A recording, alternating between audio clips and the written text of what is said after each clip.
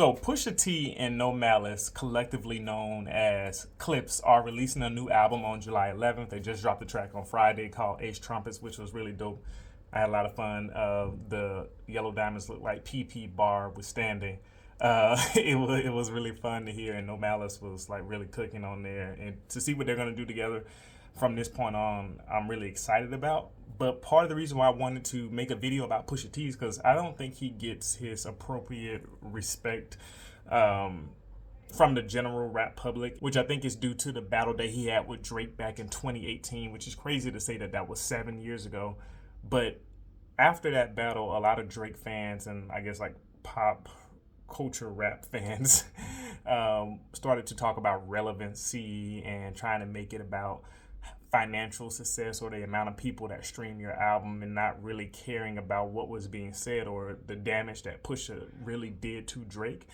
And they try to downplay the song and say that, oh, it wasn't that great of a diss. Duppy was better because all Pusha T did was expose the sun. And I'm here to say that all of that is false. That narrative about all Pusha T did was expose the sun is crazy, considering that he displayed high level rapping. And earlier today, as of the time that I'm recording the video, there was an interview with GQ magazine that dropped with Pusha, and they talked about a lot of great things in there. And so I want to hit this first, and then I'm going to talk about the story Adidon stuff. He was asked about Drake, as usual. Usually the media types like to ask Pusha T about Drake.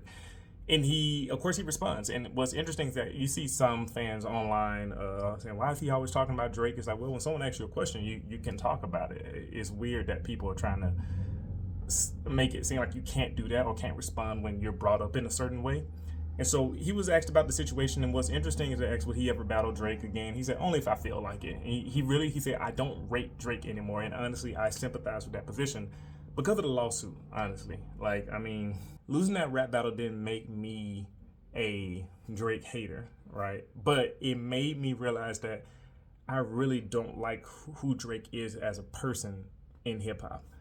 And because there's no reason why you should be pushing a lawsuit for rap battles, and you potentially ruin the integrity of the game when you do that type of thing.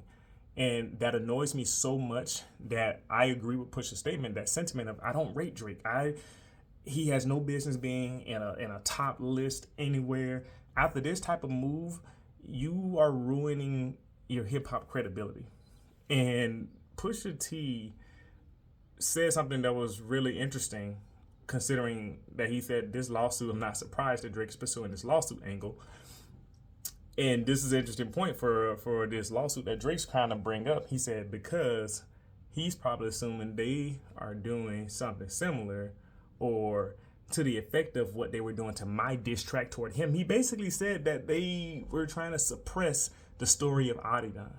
The labels were trying to suppress Adidon and protect Drake's image, which is really interesting. So basically what Pusha T is saying, that Drake wants this lawsuit to go through because he's basically trying to say the label didn't protect his image this time the same way they did the last time, which would fly in the face of the narrative that UMG was trying to hurt Drake and derail his image.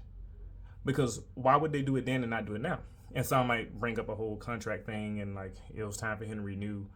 But it doesn't look good when you say, hey, they were trying to tear me down and do this unprecedented thing when they were literally doing the opposite just a few years ago. And what that lets me know is that Drake is probably more on the guilty side of benefiting from these types of things rather than Kendrick Lamar is. And Pusha T is aware of that. And it creates a crazy situation and narrative. So let me get back to how that connects to the story I did on. And how, first of all, let me just point out, Pusha T was absolutely rapping. He was very lyrical. The wordplay was dope. The disses were hard. Like, it was really cool. And I think what I have to point out is that, man, like, Duppy freestyle wasn't bad. I think it's kind of funny how people automatically make it into, well, you just don't like Duppy freestyle, but it was better. And I'm like, well, based on what? And I'm going to break it down. A lot of people like to say that Pusha T's track was only about, exposing the sun. But it wasn't. It was about Drake's character. As a matter of fact, one of the lines in the song, he literally says, we are talking character. Let's stick with the facts. at the beginning of the song, he says drug dealing aside, ghost writing aside, all the petty disses that you can throw out. He said, let's have a heart to heart about your pride. He then proceeds to systematically, but in an overview type of way. Kendrick went deeper with more layers with his tracks, so Kendrick took it to the next level. Pusha T went like a systemic overview of who Drake is as a person, how he is chasing after his father's image and supporting him and letting him live a lifestyle that's great, but his mom never got married from the dad, and how that situation is like, how are you perpetuating and helping the man who put your mom in a bad situation, even though you have these songs about your mom and how much you love her. And it's just an interesting dynamic, right? It's like, why are you supporting the type of thing that caused you harm or hurt you emotionally?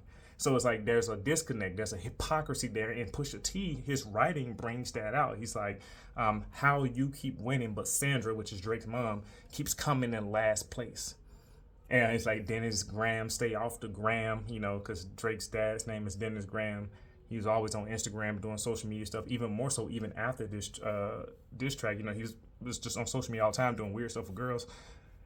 And so, like, the wordplay, the little flips, they were all there. I mean, even one of my favorites, like, the M's count different when baby divides the pie.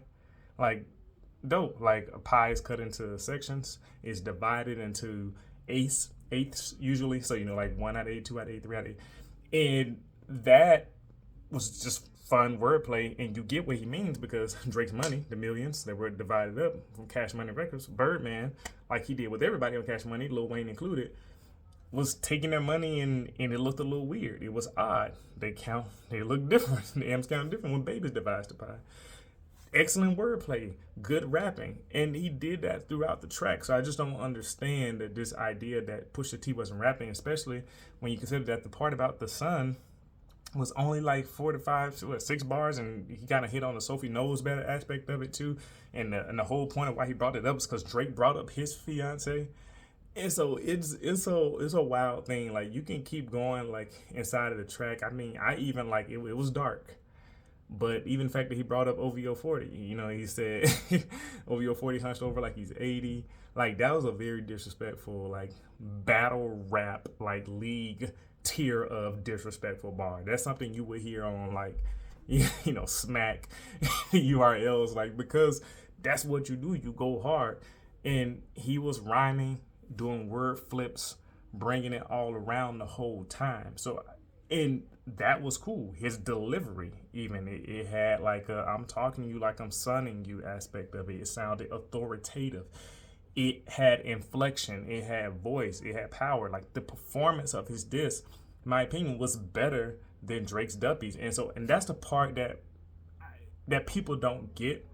Like, for me, so this is a little bit of a critique of Drake, is that his voice is so monotone. He raps and keeps the sound a very similar way the whole time. He rarely changes his inflection. He rarely does anything fun or special. And all those things create an environment, an atmosphere, and he just did not do that. And so this idea that Pusha T wasn't rapping and that he wasn't doing anything cool and all he did was expose the sun, I was just going to say that's categorically false. There's nothing there that would indicate that that's a true statement. Pusha T is dope. Clips' album, I imagine, is going to be good. I can't wait to listen on July 11th. You should too. Thank you for watching the video. I'll see y'all next time.